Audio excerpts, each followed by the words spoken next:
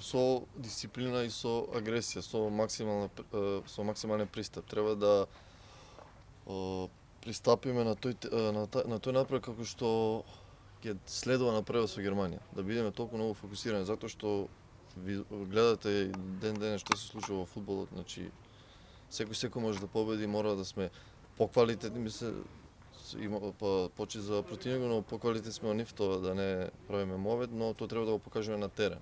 Затоа што мое мислење, ако сме 100% фокусирани, мислам дека нема да имаме проблем, но како што кажав, Лихтенштейн аутсайдер е, но видовте на Арменија изеде бот, така да мора со Романија гледав утакмицата, има неколку позиции на 0-0, така да мора максимално да пристапи на овој надпревар за да не дојде до изненадување.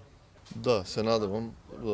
Ни фали победа за поголема самодорба во оваа репрезентација. Не мора ја да го дадам голот, било кој нека го даде, само да победиме и да тргнеме на нагорна линија со добри резултати и се надевам со многу големи успеси.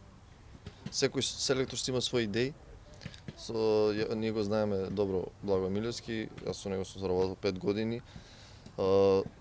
Си има свој стил на работа, иде до крај, така да имавме добри напревари задните 3 утакмици и се надевам дека сега тие добри утакмици ги спроведеме со победа.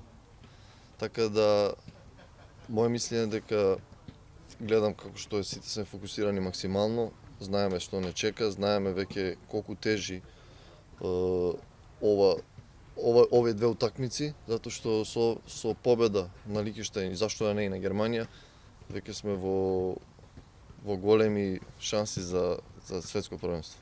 Па, сите се врвни фудбалери.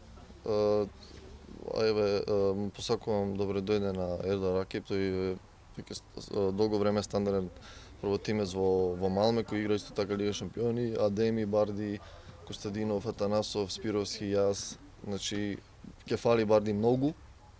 Тој е еден од нашите најглавни играчи, многу ни недостасува, но ќе се обидеме некој од нас да го потполни местото и да го даде максимумот и да победиме.